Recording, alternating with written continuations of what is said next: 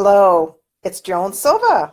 Surprise! I'm here on Thursday. And I'm calling it Throwaway Thursday because Tuesdays are Tidy Up Tuesday.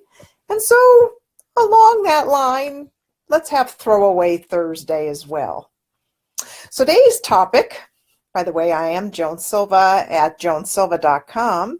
You can sign up for my regular every 2-week Tidy Up Tuesdays on that website.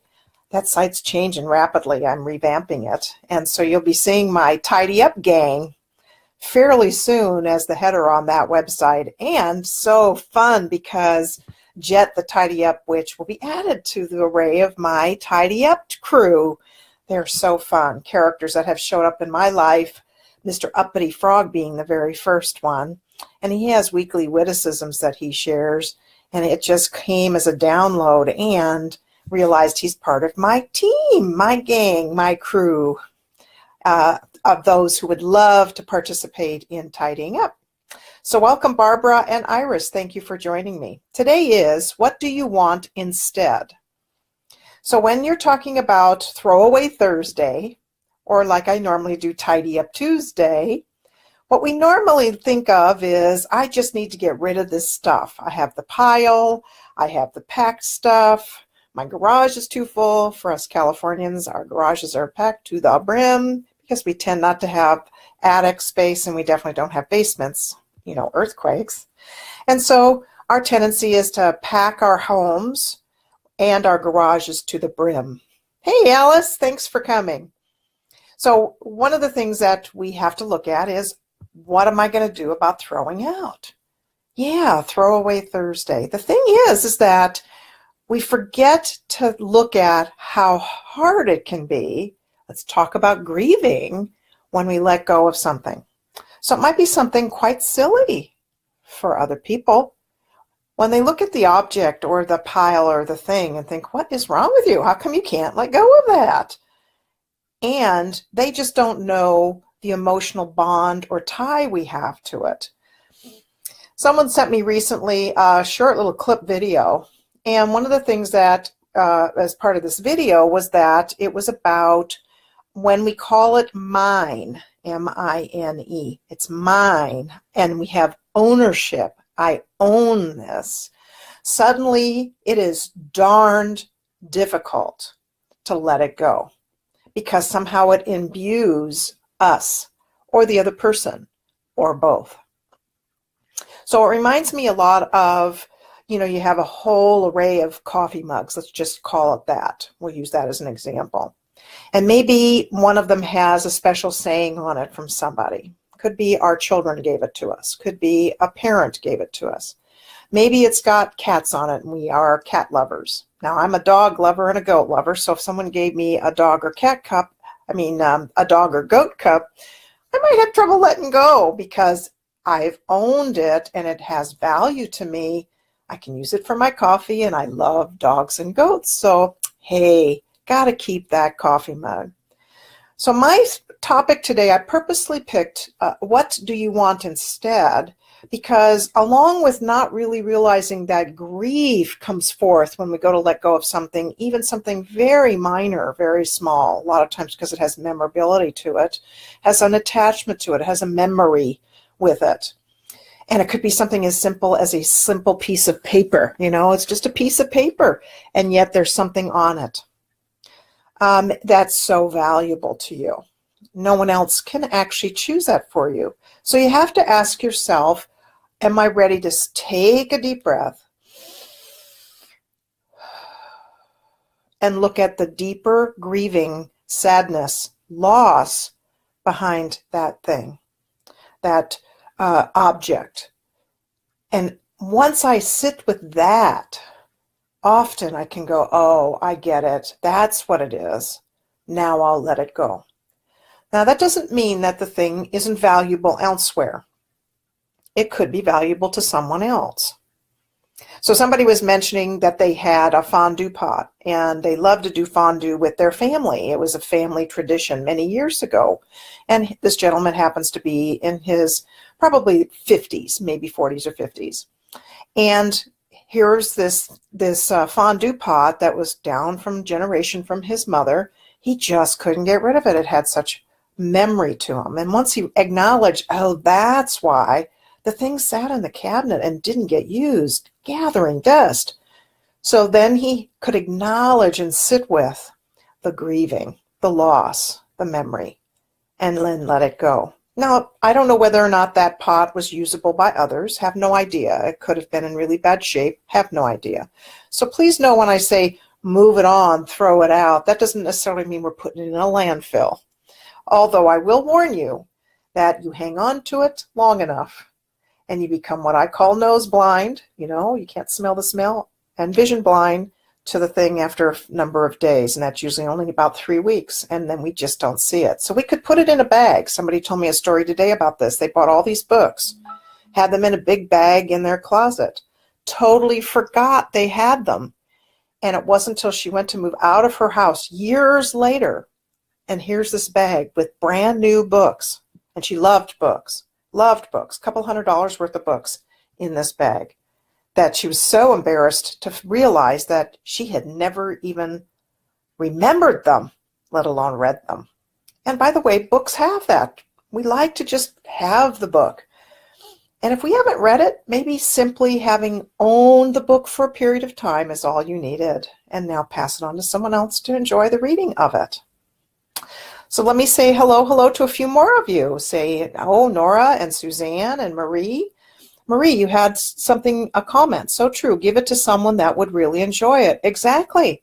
The thing is that we don't always know who's going to enjoy it. And then it makes it hard for us to let it go, because we have it in our head that this thing's so valuable and has so much to it. Might have cost money. Might have cost quite a bit, actually. And so we can't let go of it because we have to know somebody's actually going to want to see it and actually want to have it. So forgive me, I have my laptop on my lap and I'm just like all excited about today. I'm going to have you not seasick in a minute. So let me just say that what do you want instead is important to know. What do you want to do with that space? Because when you empty a space, our inclination is to fill it. It's not supposed to be empty. Look at how many houses get filled up and then we sell those and buy bigger and fill those up and buy bigger. Because we think it's about the size of the home, and it really isn't. It's that we haven't actually recognized that it's about open space. We don't know how to live with open space. I know I have some of that still very prominent in my personality. I have a tendency to put more furniture in a room than I need or is necessary. You know, like a bookcase and then a planter stand, and then I have I'm just looking here in my own office, then I have a file cabinet or two with a printer on it and a desk, and you know, on and on. So you end up with wall furniture. So it gives you the sense that you need more space. And in truth, if you sat back, took a deep breath, and you said, okay, I wrote down some things here. What do I want instead? What do I want to do with that space? What kind of freedom do I want? What kind of energy? What kind of connection? What do I want instead? And that will help you then determine, well, you know, that bookcase doesn't really belong in here. Or that stand doesn't belong in here. Or, by goodness, the plant died 1,000,000 years ago and there's the plant stand. I don't need the plant stand in here. You get my drift. You have to decide what that vision or that look is going to be for you. And recognize that when you open up space, our tendency with our own, we don't even realize we're doing this. There must be something wrong. I need to fill it. If I don't have something in it, maybe I feel poverty. Maybe I feel empty. Maybe I feel loss. Maybe I feel like there's something wrong with me. I should have furniture. I had a friend in North Carolina. Her and her husband and my husband and I were neighbors when I lived in Virginia for years. They moved to North Carolina and I moved back to California. And so when I went to visit them, their living room, in their, and it was a one-story ranch-style house, very cute little place, and it was dead empty except for this beautiful chest, like a treasure chest, something you'd open up, and she'd have quilts and stuff in it. Beautiful piece. And one beautiful tall, like torche lamp. And that's all she had in her living room. Nice drapes, nice carpeting. She just couldn't find what she wanted to fill it. And you know, her living room was empty for several years because she just did not want to just fill it with something and put up with it and tolerate it. She wanted what she wanted. And until she knew what that vision was, till she knew what she really wanted to do with that space, she decided not to put anything in it that didn't truly, truly resonate that joy she was looking for. I had to give her a lot of credit for that. That's not easy to do. My tendency is to fill something up when I've freed up space. I think, oh, good place to put something that I don't know what to do with. Over here, let me put it up here. It'll look really sweet and nice, organized, out of the way. Problem is, most of the time, that's stuff I don't need. And I really didn't need to find a place for it other than out the door or in the deep six trash. Depends on what it is. So I want to wish you all a happy holiday and say to you, while you're making room for holiday decorations, if that's what you enjoy doing, and then in comes more stuff because we're exchanging gifts and other stuff and adding other presents and decorations and things that we're doing in our home. I love a tablescape, really pretty tablescape myself. And I like my fireplace decorated. And this year I got a small little tree. I haven't had a tree in years. So things have come in the door that I don't normally have, or down from the bins that I had for the holidays. I have to step back and go, okay, where do I want to put that stuff? And do I want to keep it for next year? Am I okay with releasing some of it? And now that the space is open, when I remove the tree, did I really want to put whatever was there back? When I clear off the mantelpiece, do I really want to put all the things back that were on that mantelpiece or on my table or tablescape? What's my vision? What do I want to do with that space? So thank you for joining me for Throwaway Thursday. I normally do every Tuesday, Tidy Up Tuesday.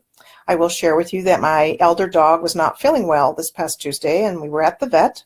Wasn't sure she was going to be with us for Christmas, but she's been put on antibiotics, and my 15-year-old Lexi is still with us and enjoying her elder years with us. So that's a Merry Christmas, Happy Holiday for us. So Throwaway Thursday, what are you going to do with that space, that freedom instead? Plan before you get rid of stuff. It does help. Thank you for joining me. I'm Joan Silva. You can get me at joansilva.com or here every Tuesday for Tidy Up Tuesday, about 11:30 Pacific time. Happy weekend. Happy Thursday.